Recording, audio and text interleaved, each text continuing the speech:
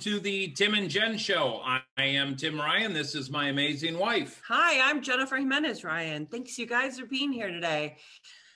Another week. We are almost a week away from Christmas. So I was tripping. I went to the chiropractor today and they're like, do you want your appointment for next week? I'm like, yeah, what day? And they're like, the 23rd. I'm like, wait, the 23rd of December? Like it really hit me like Christmas Eve and Christmas is next week. And we're in this pandemic and it's like everything is different and upside down. But, you know, I was talking with you today, your brother. You know what? Things are okay for where we're at. You know, I look at it. I look at things this way. I'm not eating in a box under my prison bunk. I'm not in prison. We have a roof over our head, clothes on the back, food on the table. We can actually go to the store and purchase a few Christmas gifts. We get to spend Christmas together. We can have stuff delivered.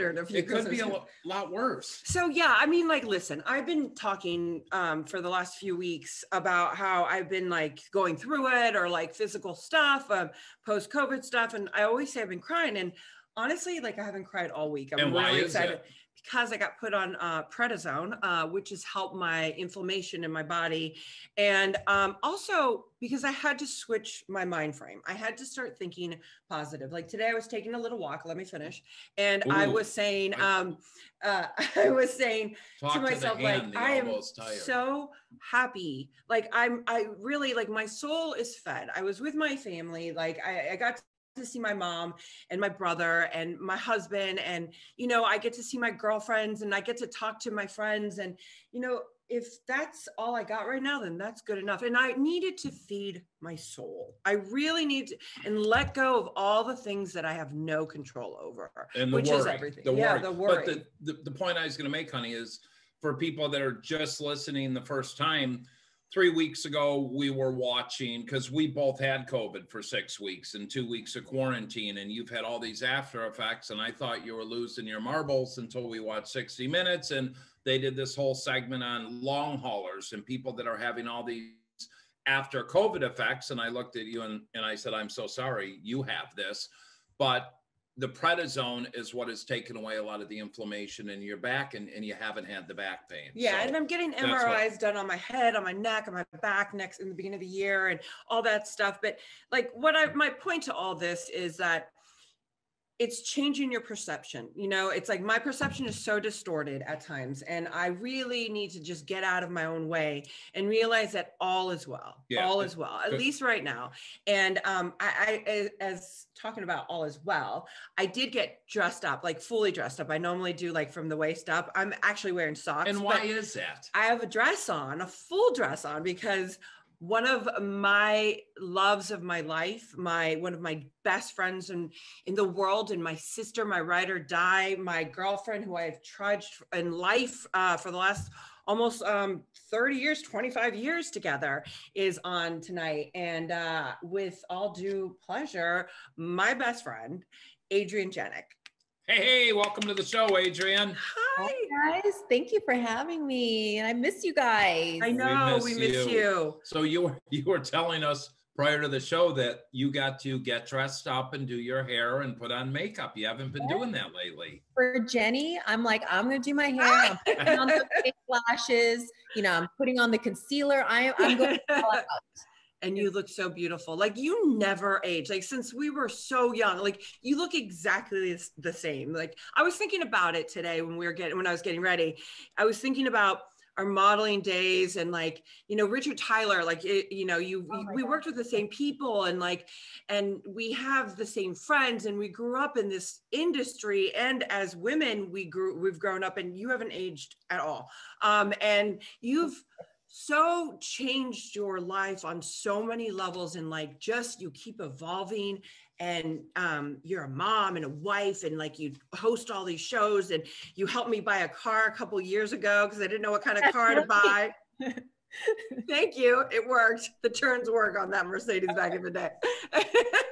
So I want to jump into this here because we were watching, I was studying up on you, but first off, I don't like this word, but a former top model with the prestigious Ford modeling agency, Adrienne has graced the covers and pages of countless magazine and print advertisements. Some of her favorite campaigns include a stint as one of the original, now this is pretty badass, Fanta Girls, Yellow and Pineapple, Lee Jeans, Bausch and Lomb, Hewlett Packard. Her experience on the runway includes shows for such designers as Calvin Klein and Richard Taylor.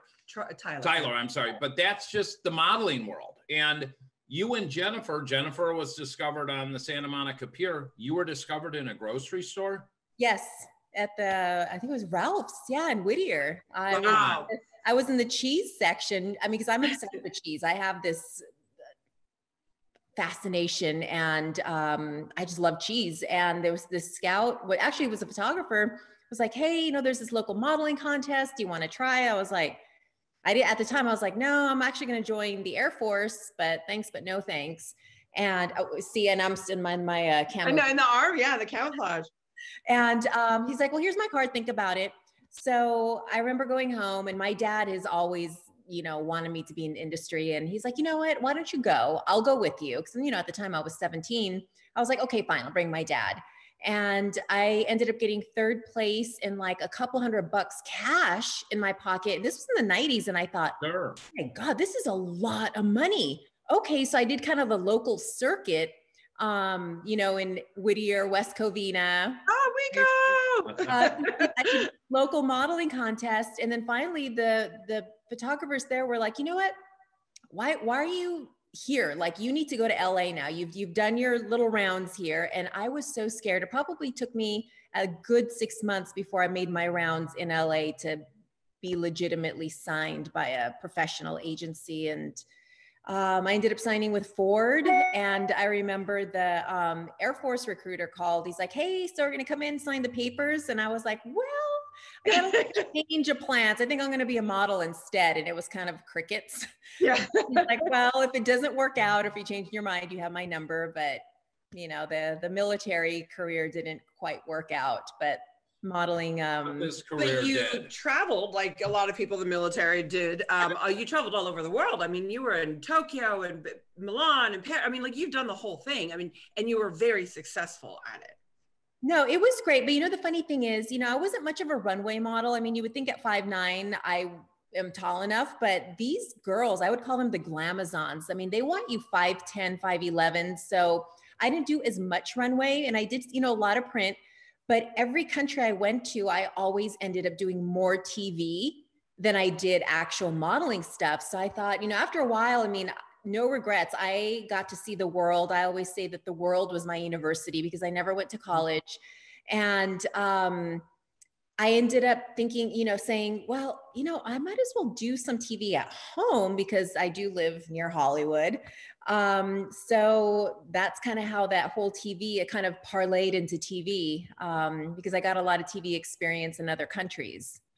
Yeah, but also, like, what I love about you is you never were judgmental on me, and ever, you know, and like, you could have been thrown in the depths of insanity of drugs and alcohol, and like, that's not your story, you know, and like, and that's such a gift, you know, to be able to say that and to know that you actually really executed and found your niche and then just kept going and kept evolving, you know, and a lot of us got stuck in it, you know, and like, to see where your life has evolved to is amazing. So here you are, you're in LA and you're like, I'm going to give, you know, you're an actress, you're a TV host. Like, I mean, it's so funny because like, we've been walking down the street before in Beverly Hills and people like freak out when they see her. Right. And they're like, oh my God, you're a girl. And it's like, so cute. I love it. It's like the best thing ever. And, you know, they stop her for Fanside, for Overhauling, for all the car shows. And like, so you jump right into it. I know, but like, I'm so excited to talk about her. Talker. So yeah, the point I was going to make is Adrienne in the modeling world is known as that, but in the car world, you're known as AJ. Yeah, because, you know, and like you said, I'll just to touch a little bit on the modeling world, there obviously drugs and alcohol are around. I mean, if anything, they practically give it to you on a silver platter. I mean, it's just, you know, especially in Europe, I saw a lot. And I don't know what it was. I mean, I could have easily gone into it, but truth be told, okay, so the people that I knew that did drugs and alcohol, and I know this is going to sound really silly, and please forgive me if this is offensive, but they just, and oh my God, I'm going to sound so bad and so like conceived. At the time, I was like, wow, a lot of the people that I know that do drugs and alcohol, they just didn't look healthy and they had bad skin. And I was like, oh, I pay a lot of money for my skin. And I was like, no, I think I'll go, a different way. Not to say that, obviously you're going to experiment here and there, but it wasn't my thing, and I smoked for a hot minute and I was like, well, no, that doesn't work for me either. So it's kind of like, I've been there, did that. And it just, I ended up just going a different route, but it's definitely, I have a hair in my mouth. Hold on. Definitely a tough industry because you're just surrounded by it. And it's just a matter of, I don't know, like, what direction you really want to go. And I think a lot of it, that's a great analogy because you were one of the people that can look at it. And I had a buddy that tried cocaine once and he said, I'll never do this again. And I said, why? He said, because I like it too much, and never did it again. But she took care, so instead of like going, okay, I'm stuck. And a lot of people have problem drinking, right? Other people have addiction problems. Other people have, you know what? I really want to focus and concentrate on my well-being. Right. And that's not a problem. Like there's that health and wellness side of life that that's what people should be like. Should be, absolutely. I mean? Like, people should aspire to be and live the way you grew up. Exactly. Through modeling and through your life now. That's what people should aspire to be. I wanted to take care of my skin, my body, my mind, body, and soul, and not pollute it with tobacco, with alcohol and drugs. Yeah. I mean, like now you're boxing, you're choosing to do better things. That was just your thought in life. You know what I mean? Like you always chose to do better things. Honestly. And then to be really, really honest, and, Tim, you really hit on it as far as, being healthy. Also, along with the drugs and the alcohol that goes with the modeling industry, there's also eating disorders. Sure. And, I will say that was a bit of an issue for me. I don't really talk about it publicly, but it's tough. So with everything that I had gone through, and then to get to where I finally was, and I was healthy and mentally trying to stay strong and, not let the other stuff influence me, that was a big factor of, all it took is one person to be like, oh, well, if you were a little bit thinner, and that was like. All right. So this isn't, hey, all kumbaya. I'm going to hit you with the tough question here, if you don't mind. No, go ahead. Why have you not talked about it publicly? Because it's people, in my professional opinion, which doesn't mean shit, there's kids and younger teens and young adults that look up to people like you and my wife, Jennifer. And Jennifer says, she's a voice for the voiceless. And unfortunately, you just talked about it right now. So all these podcast platforms, everyone will be listening. But why haven't you talked about it? It's just timing and talking about it with the right people who I can trust. Because bringing it up to somebody like, obviously, I've known Jenny for years, and Absolutely. I have that trust. So being able to talk about with somebody I don't know if they're going to twist my words or put something in an article that I didn't say. And, to me, this is such a sensitive subject. And there's a lot of young girls, out there looking at magazines and saying, oh, I wish I could be this thin, but it's all a facade. It's like a mirage, and they can manipulate, pictures. I remember one ad that I did, and I remember I was so excited. I opened up the magazine and I was like, who's this? That is not my body. I mean, they completely distorted me. I had this ant-like waist and these tiny little hips and this big head. It looked so weird. And I was actually embarrassed. I didn't want to show it to people because I was like, that's not me. I mean, I like to say I'm fit, but they made me look so ridiculously skinny. It was disgusting. Well, thank you for talking about that. And Jennifer's talked about it a lot. And I think this is something down the road that you two could do something, and my wheels start turning, because your stories in so many ways are so parallel. Well, she's very cautious. She's been very cautious, but you've been very open. Like you've been very open about your life, and you're a public, like the way that you've done your how you've utilized your platform, right? Like has been done so great. And like, you are very like forward about your experiences. And plus I know you on a deeper level. So I know all the things and you know all my things, but like, you know, you've really helped a lot of people. And like, she's continuously helped me and like helped so many other women. And that's like the beauty of you, you know, and that your intentions are always so good. Like everything you do, I feel it's like pure, you know, well, from being a friend to a mom to, you know, everything you do, be so much integrity. And if we were to go in a garage right now, you would be able to do more work on an engine than I would be, because I'm really good at taking them apart. But trying to put that shit back together, yeah, it doesn't happen. Say, an engine, transmission, that is a whole other beast that I have yet to tackle. I will do a great job painting your car. If you need a good paint job, I can prime, I can spray, I'll get it in the booth. But the engine, like, I mean, it fascinates me. And that's one thing I'm still wanting to learn is, I mean, I could definitely take it out. I can have it on the chair, what they call a cherry picker, and you can test it. But when it comes to kind of with all the little nuts and bolts in there, that's a whole nother beast that I still have yet to graduate to. So how did you become, I hate to use the car girl, the car lady. I mean, you've done 60 episodes of Overhauling. I mean, you've worked with one of the greatest customizers. Johnny Depp called to have Chip Foose. I mean, come on. Yeah, but Johnny Depp called to bring his car on her show. I don't care. That's Chip so Foose, crazy. Chip Foose. So no, I was more like, oh my God, Johnny Depp knows who I am. Are you freaking kidding me? That's crazy. Like, I mean, some of the celebrities that we had on the show, like I remember also Vince Neil. Sure. Was also, I guess he called because he wanted to get his best friend's car overhauled. And I remember I was like, okay, Vince Neil's coming on. I get my hair done, I have a rock and roll top. And then he walks in, they're like, Vince is here. And I turned around, and right before I was about to say, hi, Vince, nice to meet you. He goes, AJ, it's so nice to meet you. I'm a huge fan. I was like, isn't that cool? Freaking kidding me? Like, you would have told me this in high school. Like, I was like this metalhead, like in high school. And I was like, oh my God, Vince Neil knows my name.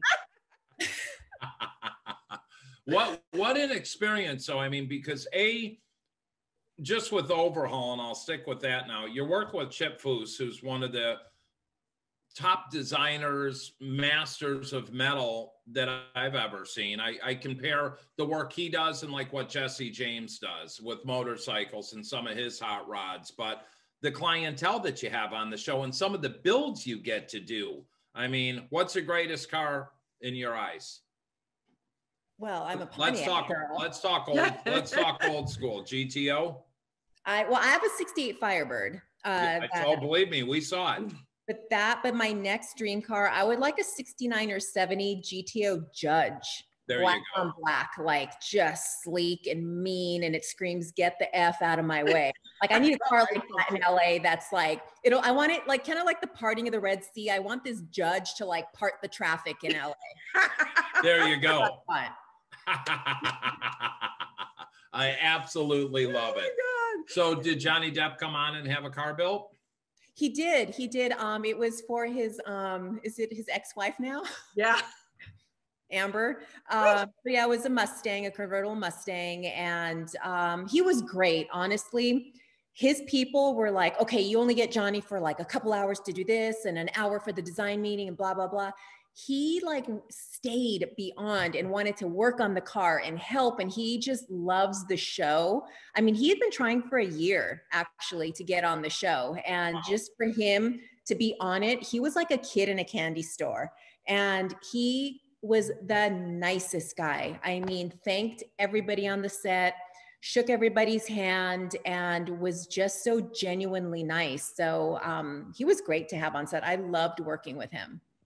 That's cool. I know. I mean, she's got so many crazy stories. And then wait, let me just go. Ahead, honey. So we're talking about AJ, like my AJ, like we will like cut people up, like we pull our earrings off, like we're like those girls, you know, we're like, okay. Oh hell no. And like we were doing something, we were shooting a show on Bravo, and like somebody was like attacking one of our friends, and she was like in my ear, and I was like, hell no. We were like ready, like she's holding me back, like we're ready to like throw. Like that's who we are together. Like what, you know? But then like we laugh a lot, and you know, we've shot Housewives, and like, you know, we're all like done up, and then like we are playing pranks, you know, and being like geeks in the background and doing our thing, and then you know, she's like the car girl, like but in the meantime, she's a full-time mom. I just got to keep saying that because we will talk about being a full-time mom later. And you know, like she wears many hats, you know, and it's like she's sitting here talking about like Johnny Depp, Vince Neil, this and that, and they're, you know, it's like crazy. But she's talking about her we'll 68 cut them up, girl. Her 68 Firebird too, with what type of engine does it have in it? I have an LS3, which I do get a lot of crap from like the old school guys, because I took out, it was a 350. But like I said, it was a small block, and I'm just not an engine transmission girl. I want to get in the car. I wanted to drive like a brand new sports car, but I kept it pretty stock. So that's why I went with a new engine, transmission, the whole suspension brand new. So it drives honestly like a brand new car. So I'm laughing here because we recently, Jennifer's lease was up, and we got her a newer, nicer vehicle. It's a Mercedes, but seeing her try to operate all the bells I need to talk and to you about. I mean, because all I kept saying is Mercedes good on turns. That's all I kept saying, because you told me that. Yes, on Mercedes is top notch. I mean, I have not driven a car that has a better turning radius than Mercedes. And actually, I actually just got a mid-size Mercedes SUV. I downsized. I had a big old Lincoln Navigator. But now that my son is 10, I don't need that much car. I don't have. What one did you get, if you don't mind me asking? I have the GLE 350. Bingo. I'm going to call you. I'm going to call you. So, so I'm buying a car, babe. This is like 3.5 years ago.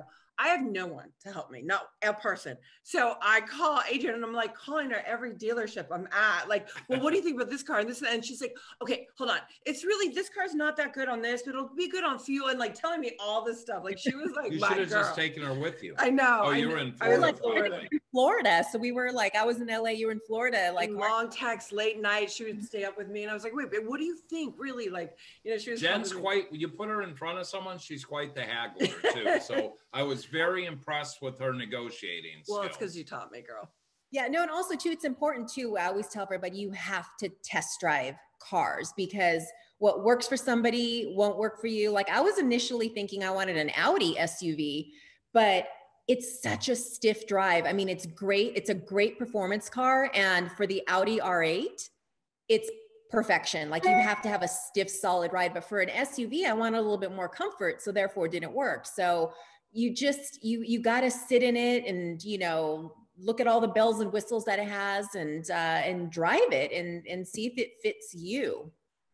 It's so wild. I mean, like, I know that you've experienced some really crazy moments too. Like you've had, what show is it that you were doing in Vegas? And was it during the shootings or after the shootings in Vegas? And like, and you get hundreds of thousands of people that come up to you while you're at these shows. And yeah, so every year there's the SEMA show, which is, I want to say it's kind of like the Super Bowl of car conventions. And you have to be industry to be able to go to this convention. But you have everybody from all over the world, from South America, Europe, all over the United States, Canada, Mexico, here at the SEMA show. So at the SEMA show, you know, you have your personal appearances, and you know, you get to see, you know, all your automotive friends. But at the end of the show, we have Battle of the Builders.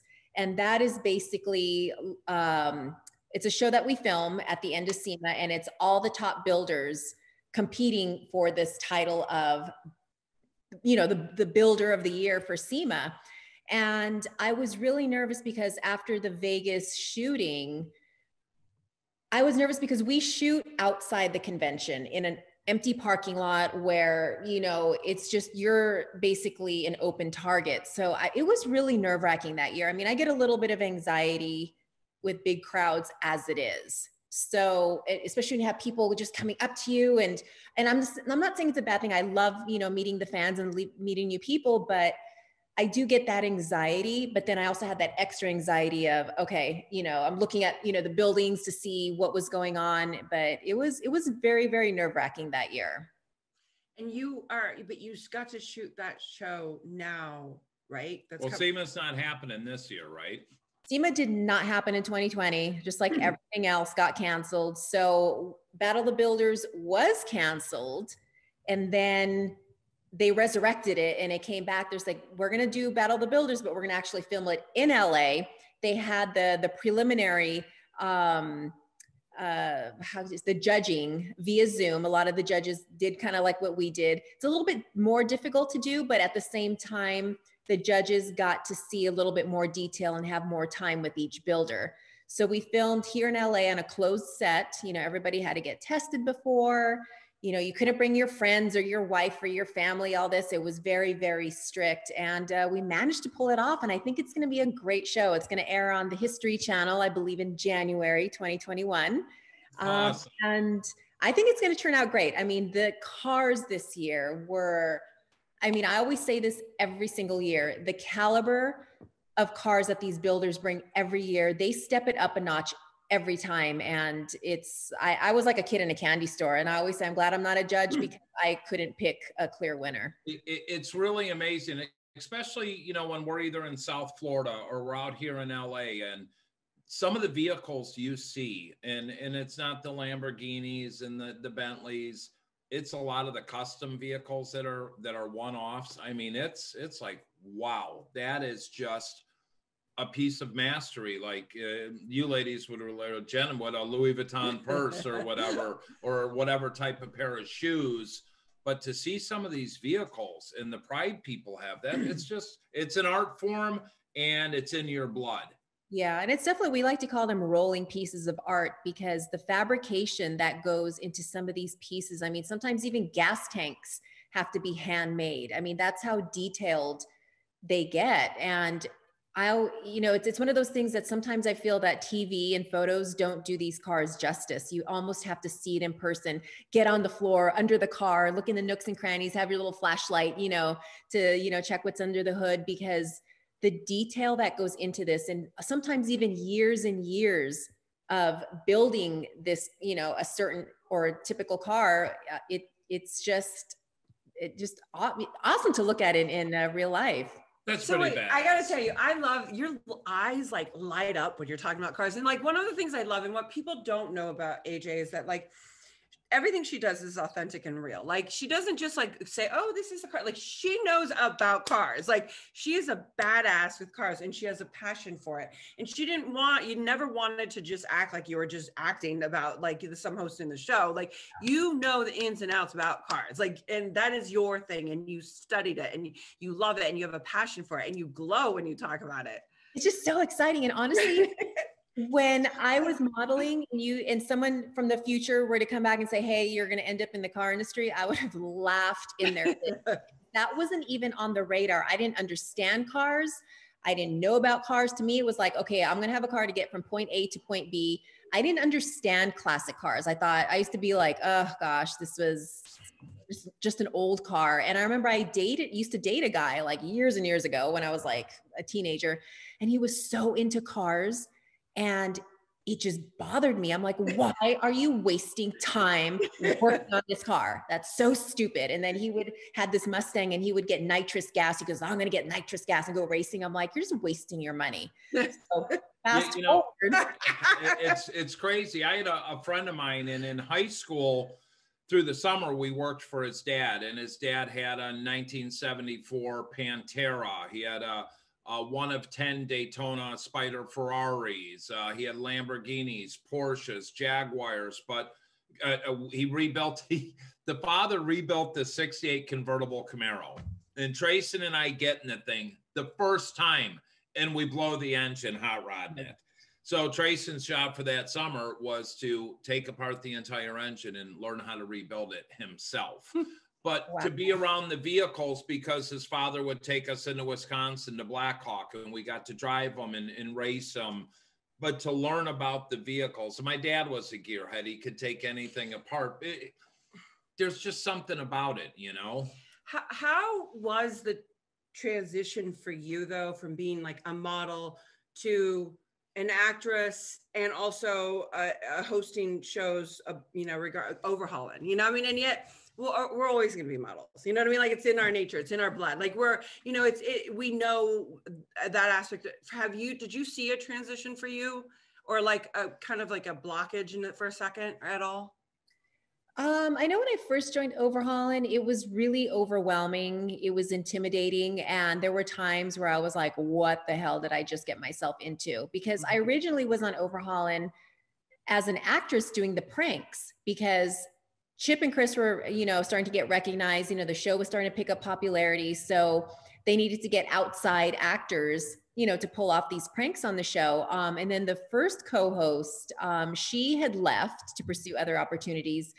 And they were like, oh shit, we need a new co-host. You.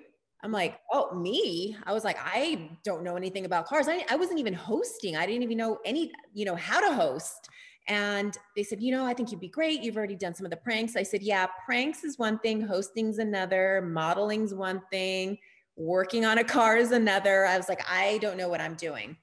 So finally, I said, okay, I'll do it, but just don't make me pretend that I know about cars, because looking around, I can tell the automotive industry knows who's a fake and who's not. And I want to take this honest approach and kind of take it, you know, the angle of, hey, I'm going to ask the questions that maybe the wife or the girlfriend or even some guys out there that want to learn about cars, I'll ask those questions. I'll be their voice. And I just kind of played it as, I'm going to learn as I go, and hopefully some viewers will learn along with me and enjoy the ride. But it was definitely intimidating at first. And there's sparks flying and sounds and tools that I've never even heard of. I was like, what am I doing? But awesome. It just, cool. It clicked. That's when I understood. I was like, I get it now. This is why people are so fascinated with cars, and, you know, they spend all this time and money, because it's just, I get it now. So how was it, how old are you're a mother? Deuce, 10. 10 years old? Sorry, I answered for you. One child? I have one kid, yes. 10 years old. How is, that's got a boy. It's got to be pretty badass. My mom's a car lady. Yeah. You know. He thinks I'm like not cool. He goes, sometimes you're like, oh, because you're so weird.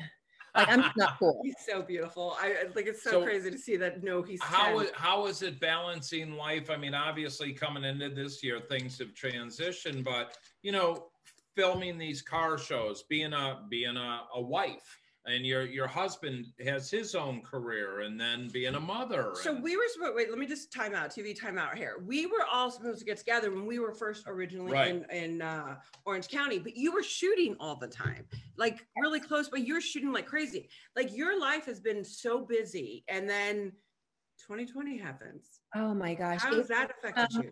It's almost like one of those things of be careful what you wish for, because, you know, obviously, you know, I live in the Valley in Calabasas, and we filmed in Huntington Beach. The drive to and from, I would put in probably almost 2 hours each way, on top of coming home, making sure homework is done, dinner is ready, he's in bed. I mean, I was really spreading myself very, very, very thin, to the point where some days I would just burst out crying. Like, I wasn't being kind to myself as far as just resting, because I was always go, go, go, go. It's like, okay, now I have the basketball game. I've got to take him here. And this, because, you know, I just feel like I am not going to get those moments, because it's just going by so fast. And by the time I know it, he's going to be a teenager and not going to want to hang out with me. So I want to be the mom that is there at every basketball game. I'm even a PTA mom. I never thought I'd be a PTA mom. The Parent Teacher Association. Her face is so cute. The freaking PTA. Like, I would watch movies and be like, oh, I'm never going to be that mom. I'm that mom. But so I'm just trying to enjoy it, because I don't want to have regrets and think back like, oh, I wish I would have made more games, or I wish I would have been more involved with school. Because even as uncool as I am, I know he loves having me helping out with the class or planning events for the school. So, but at the same time, I was really, really wearing myself out. So I was like, oh, I just need a break. I just want 1 month and do nothing. You got 12. Yeah, 10. That's why I said, be careful what you wish for. Yeah. So I talk about you without saying your name when we've done conferences or spoken in speaking events or whatever about something that you said to me. I think I was in Florida when we were texting. I mean, we text all the time, just to let everyone know we're always in contact. And we were talking and I was asking you how it was. And you were telling me, you're an at-home mom teacher / more teacher. And that you witness, when you're watching the Zoom meeting, the Zoom school that goes on with your kid. And I have talked so much about you without ever mentioning your name, but now we have you here. And I'm really glad that we can actually talk about this, what's been happening when you see your son, when Deuce is in school with all the other 10-year-olds and what that's like, because parents out there are really struggling. They're struggling when they're, trying to be a teacher and a parent and trying to work. And for you, what you've witnessed, I think this is something we should really just put to light now. So what I've noticed, and one of the things about obviously our industry is we do have the luxury at times to do the things that a lot of working parents can't. We don't have a 9-to-5 job. So therefore we do have the luxury to be involved with the school, be involved, be at home at certain times. So ever since lockdown happened, once the industry shut down, I'm not working. So now I'm this stay-at-home mom and become, the homeschool teacher. And I just noticed at the beginning, obviously it was tough. It was kind of new for a lot of people. And remember, it was only supposed to be 2 weeks. They said 2 weeks to flatten the curve, and then we're going to go back to normal. Well, here we are, 9-10 months later. But one thing I did notice, because when I do have my son on Zoom, I have him in an area where I can hear what's going on, because I want to hear what's being taught and I want to hear what students are saying and what's going on. He's not in his room by himself. And just like when he plays video games, he's not in his room. I got to hear what's going on. Good for you. And I noticed more and more as time went on that, first of all, I would kind of take a peek, kind of look and see the little boxes, and the kids just looked like zombies. There was no life in their eyes. And then the teacher, who I love his teacher, I give credit to the teachers out there that are trying. I mean, because it's tough to keep the kids engaged through a computer screen. And she's like, hey guys, just, I want to check in, tell me how you're feeling, what's going on. And I would say a handful of kids were like, well, I'm just depressed. Well, go ahead. What else? No, but I want to stop you right there, because when you grew up, did you guys ever hear your friends saying they were depressed? No. I didn't even know what that word was. Never heard it. That's what you and I were talking about. Never heard it. I mean, there was other kids saying other things. Like, what were they saying as well? They were just like, well, I don't really feel like doing it today. I slept in. I mean, a lot of the kids I noticed were sleeping a lot. And they had anxiety, they were saying? They just didn't want to complete their work. Now, these are 10 and 11-year-olds. Yeah.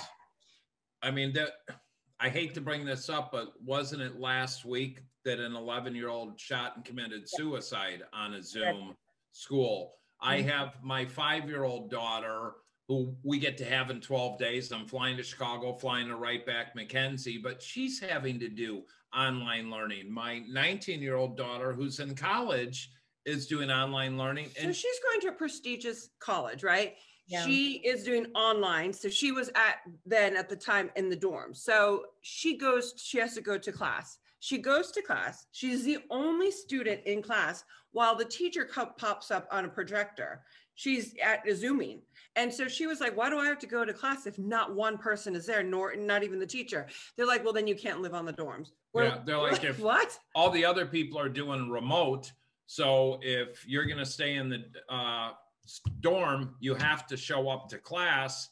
So her and her buddy just got a beautiful house. She's smart. She's extremely intelligent. And I asked her, I'll say, Abby, do you feel that you are learning a lot? She's like, you know what? I'm losing out a lot, even though her goal is only to she only focuses on school, right? That's all she wants. She's honors. She'll graduate in 4 years with a master. And she's, in 19, 20 years old. Yeah. You're talking about a 10-year-old. You're talking about a 5-year-old. You're talking about 8-year-olds and 13-year-olds. Now let me flip it. So that's all our children and our loved ones. What about the parents too? Because AJ, you're in a situation, by the grace of God, your hard efforts, your husband's hard efforts, your work schedule, that you're able to be home with your son and be able to participate, to where a lot of parents are either single, divorced, having to go to work. But they're not with their kids. Her job is not being a teacher. Most people, nobody's job is to be a teacher. And that's what I'm saying, is that like, so many parents are going through that. But the point I'm making is a lot more parents are struggling too, because I'm going to tell you, I failed English and math. Abby, she was in 4th grade, I was helping her with their spelling. I said, Abby, I can't do this. I can't spell words. I couldn't help my kids with algebra and geometry because I cheated through them.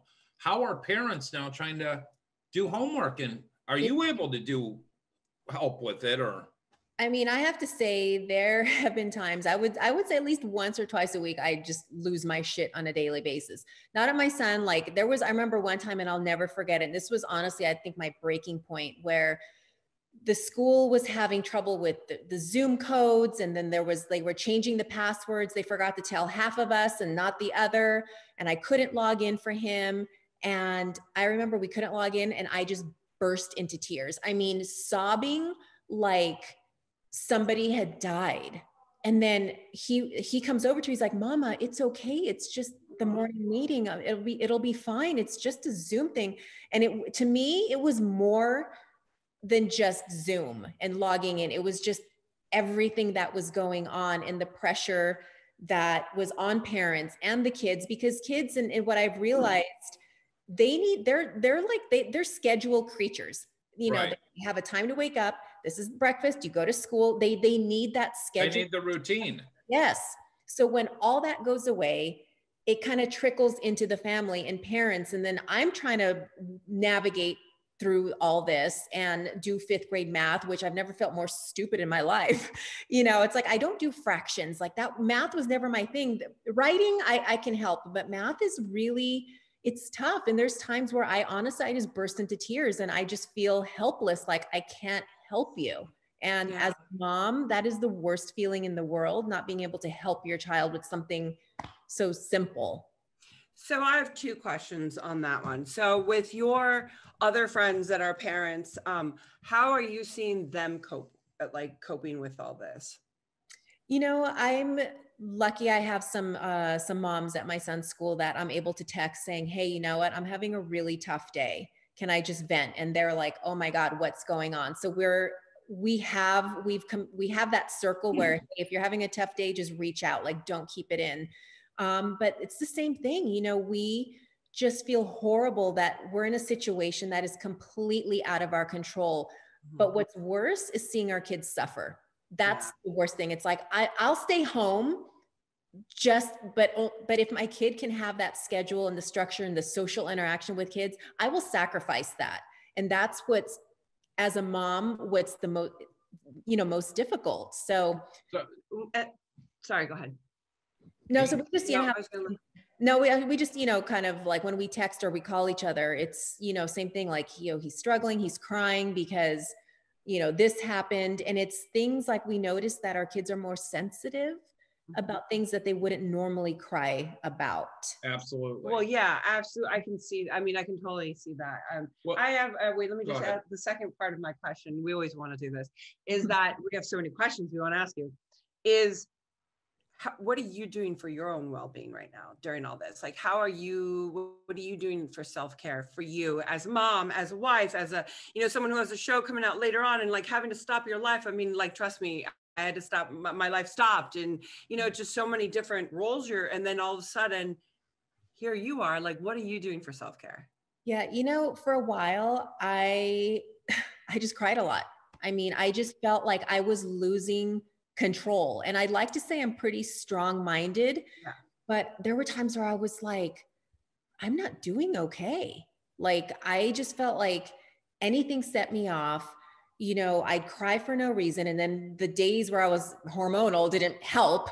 But it's just, and then I had to really just sit and be like, okay, get yourself together, because this isn't healthy. Like, I need to be strong for my family. So there were times where I was like, you know what? School, homeschool is done. I'm going to take the dogs. I'm going to take them out for a walk. And it's just me, the dogs, and fresh air. Yeah, that's my big thing. That's what Jen does. And I've seen you text Jen and ask for help, or, you know, I'm having a hard day or whatever. And the point I want to make to whoever the hell's listening to this, put your hand up and ask for help. If you are that parent that is struggling or suffering in silence alone, don't. Reach out to friends and tell on yourself. It's the same thing with addiction or whatever, because we've never seen anything like this. And one of the things I was going to say, and I don't know what this is like with Deuce, but Mackenzie, when COVID started, they shut down. She went to full-time daycare. And I can remember about 6 months ago, Jenny and I were in Illinois, and she was looking at Jenny and she said, Jenny, I can't play with my friends because they don't like me. She didn't realize that school was shut down due to COVID. And it makes me want to tear up. Yeah. How do you explain to a 4 or 5-year-old child that they do have friends, but you can't play with them? Well, I mean, it's the same for like a 10-year-old or a 14-year-old. It's like, you know, a 10-year-old where like their structure is completely removed, and there has to be a part of them that feels like, what did I do wrong here? Exactly. You know, and they know it, they're not, but then they're like, what do I do? Because I'm going to go crazy in my own home. You know, even it doesn't matter how big or small the home is, a kid's going to like want to explore because they're kids, you know? And right. It's taken a toll on everyone, but you know, we do the best we can with what we have available. Well, we were having this conversation with someone yesterday, I think, is that, you know, everything that used to be like, this is all, everything that is happening, things that are being prolonged, it's because of COVID. Like I went to the, get my car washed, and like, I wear like the shield, the whole thing, right? I need to go like get cash, but they were like, we don't give cash, you have to use ATM. And I didn't have gloves, and I was like, the ATM machine was like this big thing, right, going, and I'm like, oh, I have to touch money, like, and then I was like, where's the key to the bathroom? And like it was hanging on the thing, and I ran and I carried all these like things, and I was holding napkins, and it was like, I felt like I was on a plane. World. Felt like I was on an airplane. Like the stress, the sense memory of everything I do when I travel or whatnot, like was making me short circuit. And I'm like, I you know, it's not worth it. Like to even wash the car, I just bit my cheek. But like for a child, you know, again, like a parent and a child, and even for the elderly, like my mom's used to her routine, right? Everything had to stop. Like her routine doesn't exist anymore. How do you keep them going and, you know, not allowed to be out and about? You know, I mean, there's so much going on right now. And the fact that there's some serious mental health happening right now and being created to children because of this pandemic is so sad to me, because what's going to happen afterwards?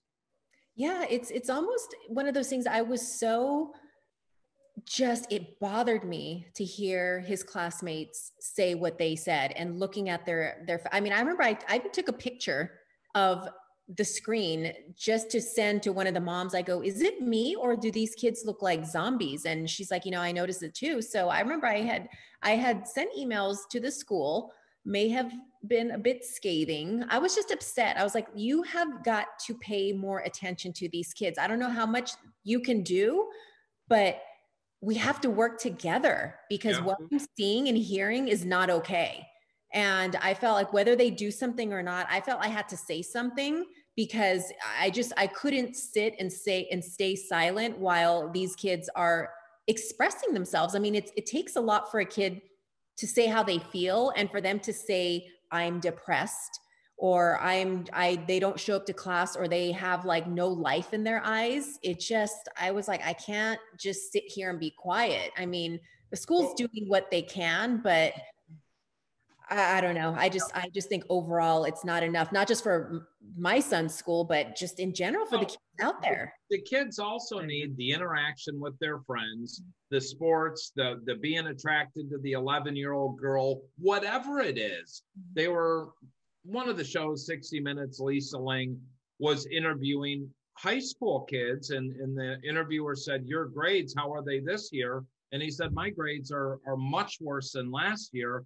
It's just hard to get motivated. It's hard to learn, you know, and that's Abby's issue too. You know, my daughter said out of her class of 20 kids, there's maybe 3 that are really involved, and the other ones will put on their picture and not even pay attention during class. Well, you also have kids, and I mean, I'm going to take it to the extreme into what's really happening with a lot of kids is that their parents are losing their jobs. Sure. They are losing their homes. And these kids, the only safe place they had was school. The only times they were fed was when they were in school.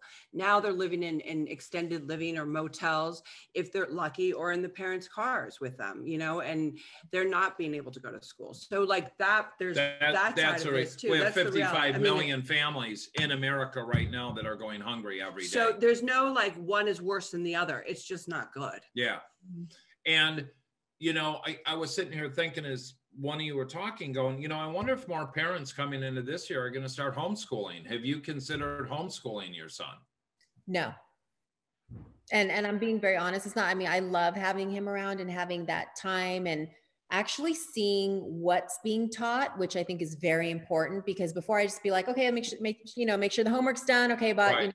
Done. But now I think it's important to see what's being taught and to make sure that the kids are being taught in a, I like to say, more unbiased platform. Like, I'm a big believer in letting kids think for themselves and forming their own opinions for themselves and not be skewed one side or another. So that part, I want to say I'm grateful that I've been here to kind of, you know, see and guide and make sure it's like, hey, you know, you think for yourself.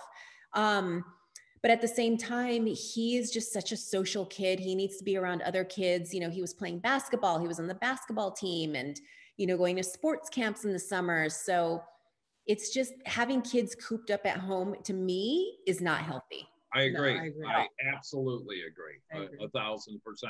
So I'm going to flip the script now. We're coming into 2021. What does that look like for you career-wise? You have things in the work. What's 2021 looking like for you?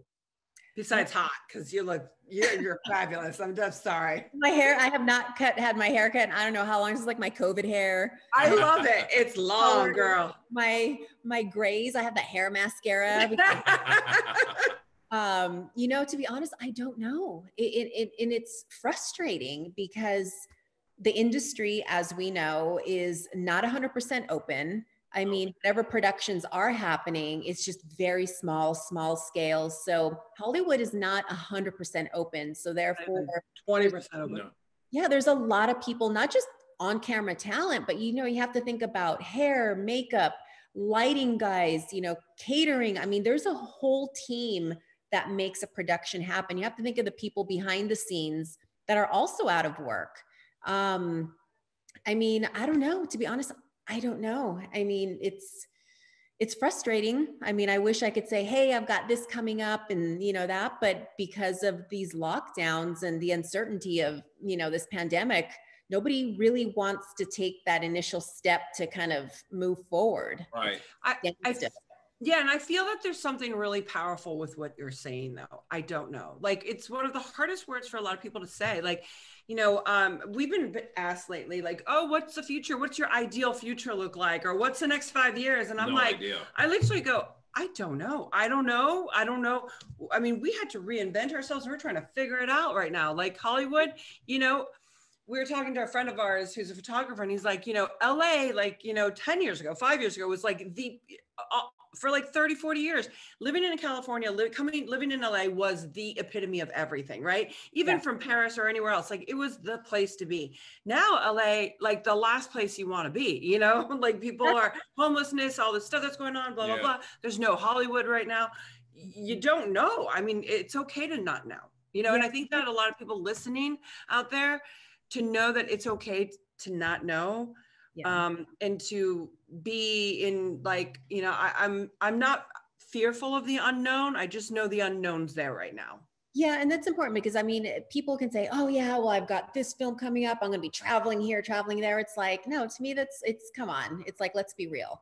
Right. Nobody really knows what's going on. I mean, like I said, a couple months ago, Battle of the Builders was canceled. And then last minute it came back, which I was 100% grateful for, because the last time I had filmed was back in February when we wrapped up the new season of OVERHAULIN. So to actually have a job months later, you know, was, I mean, I'm grateful.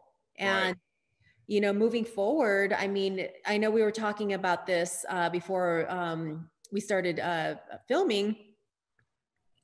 Sometimes you have to look at the big picture too. I mean, I've got a roof over my head. I can feed my family, you know, we're healthy. So there's times where I'm ready to break down and I have to kind of check myself. It's like, okay, I still have, you know, what I have. But just moving forward, I got to work to kind of keep it. So, yeah, you know, you know, the good thing is every week with our podcast, I know Jenny gets to do her hair and makeup and get all dressed up, and she wakes up excited. It's podcast day. You know, we go happy podcast day. But we look forward. This is my excitement. Yeah, but we look forward to it because we just even all our speaking events are all online. He said to me right now before we got on with you, he's like, "You look so hot, babe." He's like, "You want to go on a date, walk around a block with me the way you look?" And I was like, "Thanks, babe. Yeah, I'd love to." But like, you know, I mean, this is it. Like, this is sexy as it gets. Right now, it's really sexy. So excited. I was like, okay, over the weekend, I'm planning. I was like, okay, I'm going to wash my hair yesterday. I'm going to bust out the fake lashes. I mean, because for the most part, I'm in my pajamas for most of the day. My hair is in a bun. I don't do my hair and makeup because why? Right. Yeah. And because we're in a mask and I go to the store, I'm all covered up anyway. So. Right. I hear you. How can people that are listening or viewing this, if they want to follow you, how can they find you on social media? Hey, on Twitter and Instagram, I'm at Adrienne Janic, and on Facebook, I'm Adrienne AJ Janic. Good. So will you come back on the show and like when your show's out? I would love to. Okay, good. You know what would be really badass, because we did this a couple weeks ago with a friend of ours. It was a 4-time world champion boxer. We loaded up and we went and did the podcast from his boxing ring. So maybe once you can start filming again, and this goes away, we'll go to your house. I know where the cars are. We can go sit in your car and do it. There's some cool shit we could do. So we'd love to do that. No, definitely, because there's a place where I keep all the cars. I don't keep all the cars here at my house. I know where that place is. That would be awesome. And I have to say, I'm loving your Christmas tree. I love how it spins. I mean, it's like on display. And I mean, is it bad that I didn't decorate this year? I just didn't feel like it. You know, a lot of people don't. I didn't. So I wanted to decorate in October, like the end of like September. No, she wanted me to put Christmas lights outside on all the windows. During the summer, I wanted Christmas lights. I'm like, I need something festive. Like I was really going through it, right? Like, and then we got sick and all this. And then I found out a lot of some of my friends put their Christmas tree up in October and like early November. And I'm like, all right, I'm not beating that. But then I thought, you know what? I need some color. I need some like, you know, some kind of change of something. And now I'm like, I'm not taking this down. But see, I look at it January. So no, it's not bad you didn't do Christmas lights or Christmas tree. Many years I don't. No, because then you have to take it all down and put it away. So there's a positive, there's a negative. So no, don't worry about it. You know, it's okay. Scrooge or a Grinch, but I just wasn't feeling it. Even for Halloween, I love Halloween. I usually put all my ghosts out and my bats and my black cats everywhere. And I just was, I know, I'm telling you, I'm that mom. I just, honestly, this year, it seems like a big blur. And I just wasn't motivated to be festive. I mean, I just think you need to find your jazz hands. I just do. You need to find the jazz hands, own them for a little while, and all the electricity will come back on. It's okay. I've had many, many, many years without a Christmas tree, or I don't do Halloween except twice in many, many years. But like, it's okay. It's okay. And for anyone out there going, oh, God, I'm not in the Christmas spirit or the holiday spirit, it's okay. But then you think I'm a mom. It's like, oh my gosh, I can't even do that for my kid. You know, and then I felt a lot of moms and dads are not doing that for their kids right now. Like you guys are going to be all together, and that's all that matters. The most important thing is the self-care for yourself, so you can be a mom, which you are doing phenomenally. You're very active in your son's life and his school, and I know how much you love your son, and you know what, it's not and your friends and your family, lights and all that. So anyway, yeah, you buy like putting up a Christmas tree or like putting up like ghosts, that doesn't like equate to who you really are, a loving, wonderful, strong woman. that's been through it. And it's good to cry. Crying is like signs of healing. Yeah, she does it all the time. I said, what are you crying about now? He's the worst to cry I woke around. up and looked at you. He's the worst to cry. I'm going to just call you and cry to you because you would get me. That's what I'll just start doing, this video and myself crying to you because, you know, I do weird shit anyways. Video. I'll be like, hi, how are you? I miss you. Bye. I'll just do that. But I love you. Thank you for doing Adrienne, we would like to thank you for coming on the Tim and Jennifer show. You're absolutely amazing. You're a badass. I mean, you're thank you. Beautiful soul. Maybe we can come and do the show with you in person. I get to see you next time. We could do it like at the office where we have all the cars. If you want the cars in the background, we've got a 50 Mercury. So 9 Mustang. You have a wait. What do you have? Wait, stop. You have a what? So no, at the office where we keep, because we have a storage area where we keep our cars, because here where we live, it's a fire zone. So I know it's like, well, just in case the house burns, at least the car is okay. So we have to keep the cars separate. So at where we have the cars, there's a 50 Merc, which was also in my calendar. It's, there's a 69 Mustang, my 68 Firebird. What else do we have there? There's a new addition to the family. It's another Mustang. I still have to get familiar with it, but I haven't debuted it yet. So that's all I'll say. We'll talk about that. I was going to say, and then when you see Jenny, you can teach her how to, check her air pressure tire because she freaks out. Oh, it says this and I've got to put this in. I said, Jenny, would you go check the tires? They're fine. She's obsessed with air pressure in the tires. Yeah. So I'll get you an air gauge, a tire pressure for Christmas. There you go. Okay, good. And I love you. Thank you so much for doing our show. Thank you so much. Everyone out there, we will see you next week. Thank you for listening. I love you. I honor you. And thank you. Thank you guys. We want to talk to you about Clean Cause, better caffeine. What's in the can? Our organic, sparkling Herba Mate is a premium pick-me-up that won't let you down. Every can of Clean Cause contains 160 milligrams of better caffeine, and each sip supports recovery from alcohol and drug addiction.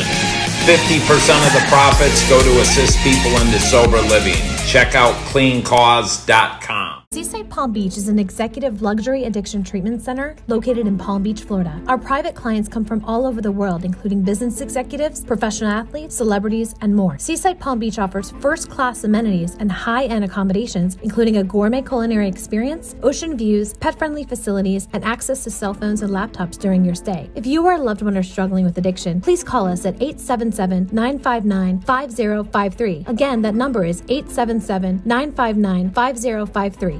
Hope. At Rosecrans, it's more than a wish. Hope has power. As the proven behavioral health leader in the Midwest, no other program offers our depth of experience and hope here at Rosecrans.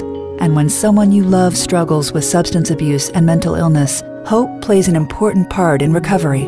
Life's got bigger plans for you. We should know. We're the most trusted name in treatment and the best choice for those who dare to hope. Visit us at rosecrans.org. Life's waiting. Now, glutathione is a big word, but it's the body's own master antioxidant. So it's a scavenger for free radicals, for bacteria, and what's relevant now, viruses. This is new to the marketplace. There's no other product on the market that has the ingredient NACET. And basically NACET increases the production of that glutathione that is in our body already to strengthen and enhance our immune system and keep it strong. Elevated sense of well-being. Supports muscle strength and endurance. Cognitive function. Powerful liver support. Energy. Helps blood sugar regulation. Superior bioavailability of key ingredients.